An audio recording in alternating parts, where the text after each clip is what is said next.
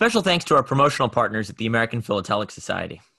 The APS is the largest stamp collecting organization in the world, supporting collectors of any level worldwide. For more information about membership and APS services, visit stamps.org. I'm Charles Epting from HR Harmer in New York City. And I'm Michael Cortese of Noble Spirit in Pittsfield, New Hampshire. And this is Conversations with Philatelists. Now, Michael, it is the morning after Thanksgiving. Yes. We very well should still be in bed, sleeping off our feasts yesterday. Right. But we're going to do a quick episode today with the PTS, who've been great supporters of our show. We love working with the PTS. We've got Isobel, Klempka, and Suzanne Ray with us today, I believe. I believe so, yeah. Talked about a couple of goings on with the PTS, but again, somewhat shorter episode this week. Next week's episode, I'm super excited about. Not going to give any spoilers or anything for that, so we'll be back at it with a full episode next week. But for now, what do you say we bring Suzanne and Isobel in and hear what's up with the PTS? Yeah, absolutely. Here we go. Hi, Suzanne. Hi, Suzanne. Hi, how you doing? Good. And how are Isobel, you? hello. Hi, Isabel. Hi, Charles. Hi, Michael. Hi. How's it going, you guys? Hi. Hi. Happy Thanksgiving for yesterday. Oh, yeah, thank you. Did you both have Thank a good you. time? What do you We do? did. I'm in New Jersey right now, actually. I went, my mother and grandmother and I and a couple of friends came to a friend's house in rural New Jersey. So I'm in an old barn right now, sleeping off the meal. And Michael? Yeah, I hosted for the first time ever because we just got a house. So, yeah, we hosted Thanksgiving, cooked our first turkey. Yeah, it was fun. Exciting. And you're back at work, Michael, and you're having a weekend away, Charles. I've been working remotely. I've been glued to my phone doing emails all morning, so I can't ever shut off, really. Yeah. You're not slacking. So what's going on with the PTS? What's new since the last time I think the last time we spoke, the four of us, was at Stampex. So if you could sort of get us up to speed on everything that's been going on since then. Oh, wow. I think there's lots to happen. I suppose the big news, Suzanne, do you want to share your big news? I think this is like pretty cool. The news about me personally. Yeah, I mean, I'll share it then. Suzanne's obviously, so the internal news, I suppose, is that Suzanne is now being appointed managing director, which means we've got someone at the helm leading the way. Obviously, that means that Simon Carson, who was vice chair, is now stepping up to be chair. So really, really exciting moves. And I think it just... Congratulations, Suzanne. Yeah, congratulations. And I know that Suzanne will say more, but I think it just really it's a stepping stone to, where we want to go and what we want to do. And, it's a really exciting time. And Stampex, was brilliant as well, and lots of changes there, and we can chat about that, and the People's Choice Award as well. So we've got lots of chat, guys. Yeah, we were running around last time, weren't we, when we spoke to you? Yeah, you guys are much more,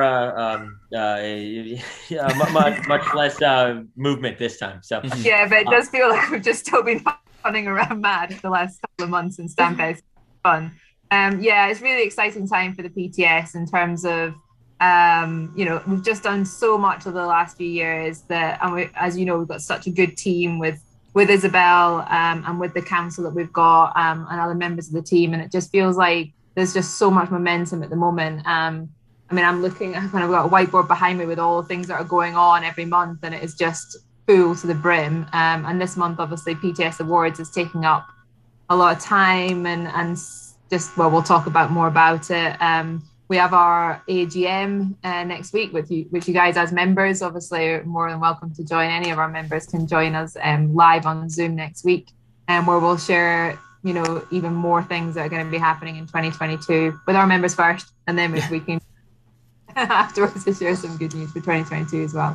Let's start by looking backwards. How was Stampex? Again, last time we talked to you was in the middle of it, and I'm sure you've had a lot of time to collect your thoughts since then. So I'm sort of looking back on this previous Stampex. How did it go, and what's in store, as much as you can share for again, it's all this learning process, combining the digital and the physical and everything. So what were the main takeaways from this Stampex? Yeah, and that's certainly the real takeaway that we had this year, was that digital and physical kind of combination show is something that people are looking for. So whilst it was a complete, again, as always, we sort of try these things and hope for the best. And if it works, great, and we'll keep doing it. If it doesn't work, then we've learned something and we move on. But we're getting, a lot of positive feedback about the combination between digital and physical, and we've got some ideas about how we can enhance that for our next show, which is autumn 2022 in London. But the show itself, I mean, it was quieter than normal. As we know, the global pandemic is still affecting stamp fairs and mostly travel, really, people feeling like they didn't want to travel into London. And then what really hit us, we kind of got through COVID, and we got through, for us in the UK, some of the Brexit implications on our European dealers. And then we had a fuel crisis the week of Stampex. So we could see that some of the people who'd registered in advance for the show couldn't actually make it. But we saw some great numbers. And for us, we always have to think about it in terms of how happy are our visitors, and how happy are our members and our stand holders.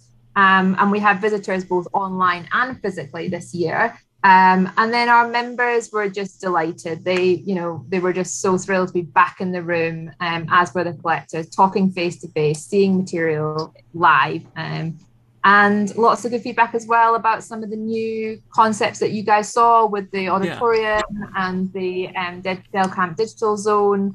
And the Spink area that you guys will have seen with the Anne Carrington exhibition, the Collectors Lounge with Bill Barrell, the new exhibitions area on the kind of entrance floor.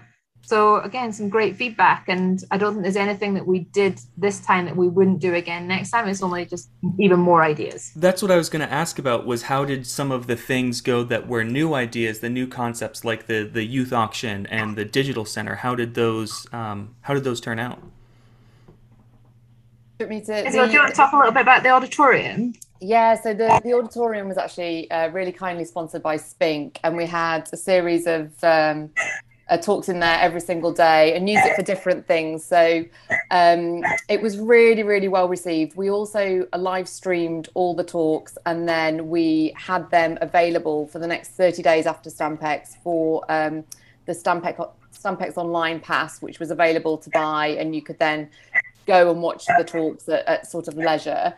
We did really different things. So we had talks by the British Library, we had talks from Spink themselves, we had talks from the Postal Museum, we held a World Postcard Celebration Day with a whole mix of people with post crossing. And then on the Saturday we had two great things, really, really fun. One was learn how to become an auctioneer, which was the most fun. I mean, I was getting involved because I was sort of sat there like recording it and like working on the Zoom, and you sort of like were fake bidding, and the guy, a gentleman called Greg from Spink, led it, and it was just brilliant. It was very, very, very different. And then in the afternoon, there was the youth auction, and they basically, with Stamp Active, which was a great success, it has been held before, but they basically, it's just so fun. And you could actually hear the cheering when the kids were bidding for their prizes, like throughout the rest of Stampex. It was really cool. But it was really nice to, really well received. And there was lots of people who were watching. We had similar figures to, so the auditorium held about 25, 30 people, and we had similar figures watching online, which was really, really good to see. And we tried to make it as interactive as possible, where we were sort of like inviting them to ask questions and things like that as well. So, it was really good, and something that I think we could do more of, and we can scale up as well. And the youth zone, that area was slightly different. It's predominantly taken over by Stamp Active, but we also had Stamp It, which is led by Sandy Robb from the Scottish Philatelic Association. And she sent down, she had this concept, because it's now November, Stamp over October, getting like youngsters into stamp collecting and all these puzzles over October. And actually she has amazing, if you've got kids at home, a great range of children's games that you can just go online and download. They're absolutely brilliant. Lots to do with language and different things, and she's really, really cool, Sandy. She also works in pandas, literally at the zoo, I think, something like that. Really cool. And she's brilliant. So, and then we also had that area was also taken over as well by Post Crossing, and we hosted Peter Coburn, who is the president of the Royal, very, very kindly displayed a exhibition of Chinese postcards, and we had that there so that they could go and see what a collection looks like. And then we had like a area in the collectors lounge where the postcrossers then went and wrote loads of postcards to various other postcrossers all over the world. So it was really, that sort of area was really, yeah, it was brilliant. So yeah, I think it's definitely something we'll grow and develop, and just, you know, I mean, there's so many things you can do with the youth zone, like to bring it more digitally led and that kind of thing. You have a year until the next Stampex because of the international show in between. Does that give you guys more time to go to the drawing board and cook more things up? Is that because it's different than the usual? Probably gives you a bit more breathing room to get for next autumn. Yeah, and it's something that we when the London 2022 international show was London 2020 before the pandemic hit. It was something when, as a council, we sat back and said, look, for the first time in a long time, we haven't got a Stampex every 6 months. We've got 6 months to think about what we're doing. And then, of course, the pandemic hit and we had more time, which is why we came up with ideas like virtual Stampex. But, you know, even things like we had a Stampex online shop for this show, which is, again, a way for our stand holders and our members to be, displaying material for people to buy online. So we had new ideas that were things that we'd wanted to do for a long time, but just that rhythm, just that constant every 6 months having to run the show makes it hard. So yeah, we've already been at the drawing board a little bit, seeing what happened at the show a couple of months ago. And as you said, we've got time. The PTS will be at London 2022. We have got a stand. So we look forward to seeing many people there and hearing from people about what they'd like to see at Stampex and sharing some new ideas that we have for the show. But, you know, it's just we've got our existing audiences to keep, you know, they've got to keep attracting them back to the show. But we've got to get new people into these shows. And the only way to do that, in my opinion, is to keep creating new concepts and attractions that make, we always say, put the X back into Stampex, you know, make it as for people to come. And things like the collectors lounge that Bill Barrell had, you know, that was an area, again, we've got some ideas about how we can use that more creatively. As Isobel said, the auditorium was a great success, and we've got something in the pipeline which we'll be announcing, I think, next month, which is another quite significant attraction that we hope will bring more people from, you know, around the world to Stampex. Yeah, lots of other digital components that we didn't really have time to do this time. You know, things around exhibiting, things around engaging audiences that we'd like to put in there. You know, the Del Camp Digital Zone was well received, but that's, again, something which we couldn't do the touch screens. I think we maybe explained this to you when we were live, because of COVID being a touch point. But absolutely, like, touch screens going forward. In fact, we can see from the People's Choice Award that digital zone that Del Camp did has been, there's people getting very excited about that on social media. So, yeah, much more to do in the digital space as well. Yeah, I was going to bring that up next. The PTS Awards and the People's Choice Awards and Del Camp, and how popular it seemed like it was there. Do you mind talking a little bit about this year's PTS Awards, maybe some of the nominees and everything? Yeah, I think it was like, we spoke to you this time last year, actually, about the first PTS Awards. I think, was it you guys who called it the Academy Awards of the Stamp World? That was Charles coined that term. I'll take credit for that one. We love it. It's amazing. We do love it. So the Academy Awards of the Stamp World is going really well. Thanks so much. Suzanne, I can go. Do you want me to keep going? Yeah, of course. So we've got 4 different categories. So basically, how the PTS Awards work is that it's open for anyone to nominate PTS members and non-members across 4 different categories. And those nominations could go in before the 24th of November.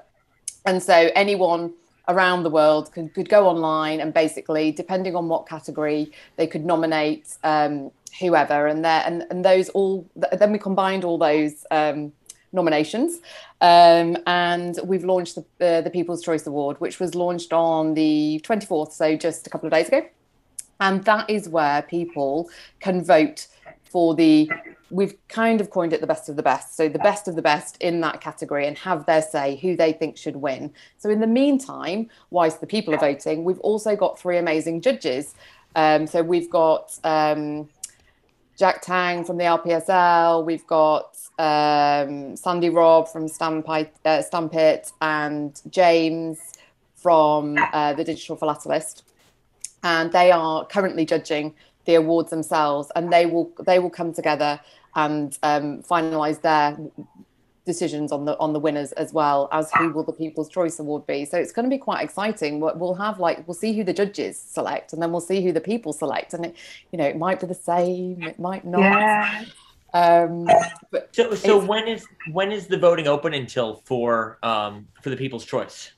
So we're announcing the awards on midday on Thursday the 2nd. That's GMT. Midday GMT. Thursday the 2nd of December. So next week, and that will go live, and we will reveal the People's Choice live. Then we'll close them like half an hour before that, so we can just make sure that we know who wins. So when this episode airs on Monday, people will still have about a day and a half to get their votes in. Yeah, no, they'll have if it airs on Monday, they'll have Tuesday and Wednesday. Yep, they'll have a couple of days to get those votes in. So they should vote for who they want to win. It's quite exciting, because yesterday I had a quick look, and you could see there was clear front runner, and today I've had a look again, and you can see it's changed, and it's oh really? Yeah, lots it's of people so exciting. Yeah, this is just I would just keep clicking refresh if I could see. That's what we've pretty much been doing, because we've had, I think, we've had hundreds of people vote, and then obviously people can vote for each category. So I think there's almost 2,000 votes cast already in this. Great. So we're talking about, and that's within 24 hours or thereabouts in terms of us launching it. But for me, it just goes to show, whilst our judges they've got the official scorecards and all the information that's been provided. But how great it is socially. Again, people are using their newsletters, people are using their personal Facebook groups, people are using Twitter, they're using YouTube, they're just saying, or TikTok I saw today talking about the PTS awards, saying vote for me. And then people are going in, and we're getting a few comments and emails as well, messages to us saying, I've just gone in because I've seen this on so-and-so's Twitter account, and actually I want to vote for more than one person because I've it's just people are really having to think about it. Who are the real ambassadors for the hobby? Who are the members that have come up with the most creative concepts in 2021? I mean, for 2020, the awards then were fascinating, because we did go into that global pandemic, and people had to come up with some really innovative ideas and change their business models, change the way they interacted with their clients. And actually what we've seen in 2021 is a lot of our members have had the ideas in 2020, and they're just bedding them in. So the ideas are very different this year. They're not as kind of fundamental in terms of business practices. They're almost like add-ons to the fact that people have already become much more digital or creative in the way that they work. So it's when people are actually reading what these awards are, you can see there's some really clever ideas coming up. So for your viewers, get on there. It's thepts.net/people's-choice. I think Charles's name's on there somewhere as a nominee. It is. It definitely is. You should get some tweets out, Charles. Get people voting. My last question for you guys is, Suzanne, a lot of people know you as chair of the PTS. In your new role, how does your day-to-day life change? What can people expect from you? What are the, I assume you'll still be a familiar face at Stampex and everything. So what, again, what does your new role look like, in terms of day-to-day operations of the organization? Yeah, good question. Because I think actually a lot of my role doesn't change that much, because I was kind of wearing lots of hats in my previous. It just solidifies what you were already doing. Yeah, but it was one of the reasons why we felt like a new chairman was going to be a good idea, because you do need to just shake things up and refresh and make sure that you are looking at things and facilitating things at that kind of the holistic level. Whereas a lot of the things I was doing in the later parts of my chairmanship was getting into the detail and managing the business, and something that's difficult then to say. To then chair a council meeting. So I think that segregation of duty is really important. But it does mean that a lot of the projects that I would have been trying to implement, also doing the chairman role, I'm going to have some time to be able to do that now, because Simon's going to have all those horrible chairman duties. What does someone say to me? If something goes wrong, it's always your fault if you're chairman. So I think if probably something goes right, everyone else gets credit, I'm sure. Still going to be my fault. But working with the wonderful Isobel, working with Helen in the central team as well, and just keeping our business moving forward. As I said, we've got some kind of more big things going on with the PTS in the next 12 months. So I just want to make sure that we're doing the very best for the hobby as a whole and the trade as a whole as well, and just keep moving us forward. We're stronger and stronger together, and I think there's a lot of next year will be about working with a number of other organizations and societies to again strengthen the trajectory that we need to be moving in to keep the hobby thriving. Fantastic. Well, thank you both so much for joining us to talk about this. And hopefully, as you hinted at a couple of things coming up, I would love to keep having you guys on whenever there's new news to talk about. Let's again, you're always great about keeping the lines of communication open with us, and Michael and I really appreciate that. So as soon as there's more to get, this all sounds very exciting. And lastly, I'll say Michael and I will both be at London 2022, so it'll be good for us to all get together in person after all these Zoom calls over the last year and a half or 2 years. So that'll be a lot of fun as well to be able to crazy times in London for like 8 days in London, 10 days in London. It's going to be fun though. I hope. It's going to be amazing. So thank you guys for letting us come on your channel again. Anytime. Yeah, really. And we'll stay in touch on social media as well. And let's talk again soon. And congratulations again, you guys. Yeah. Thank you. Thanks. Yeah. Thanks very much, guys. Nice to see you. Cheers. Have a great weekend. Bye. You too. Bye. That was fantastic. I'm so happy for Suzanne. It sounds like she was taking on these managerial duties in addition to the chair duties. I'm glad that she can finally focus on it sounds like the projects that she's really excited about. It sounds like this is a definite win for her personally and for the PTS and for the hobby and in general. Take some things off her plate so she can focus on moving the PTS forward and what you said, focus on the things that and I'm so relieved they can take a breath, or at least have I know this from the auction business where you're working on this 6-month schedule. It's like there's never enough time to implement everything you want to do. So the fact that London 2022 is there to give them a breather, or again, they're probably not going to be doing much breathing. They're probably going to be working all the way through. But I think that's really great that they've got time to make things even better. They learned a lot. They learned a lot during pandemic year in 2020. They implemented a lot of that in this hybrid year of 2021. And I think in 2022, they're going to continue doing great things. It allows them to double down and to see kind of what's working for London 2022 also, and maybe grab some ideas from there and from other people. They talking about working with other organizations, and I think there's some things. I think there's some big things in store here, and really, I've never been to a Stampex before, and I'm looking forward to the next one that hopefully can attend. Absolutely. Couple last things. I don't want to be accused of stuffing the ballot, but I am on the PTS Awards list. So if you guys click the link in the bio, I'm not telling you who to vote for. That would be conflict of interest. But if you happen to see my name, I'm just kidding. I think anybody you vote for is more than deserving.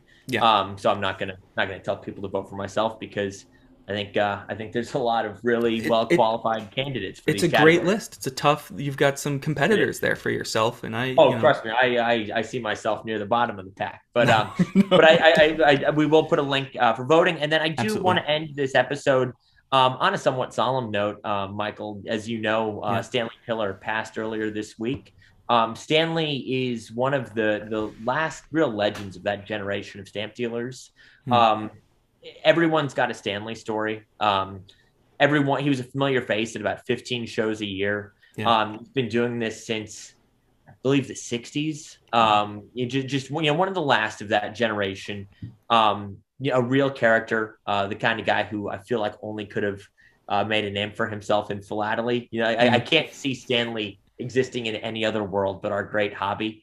So I just want to, send my thoughts out to Stanley's family and everyone who interacted with him over the years. He was one of the greats, and I'll certainly miss seeing him. Absolutely.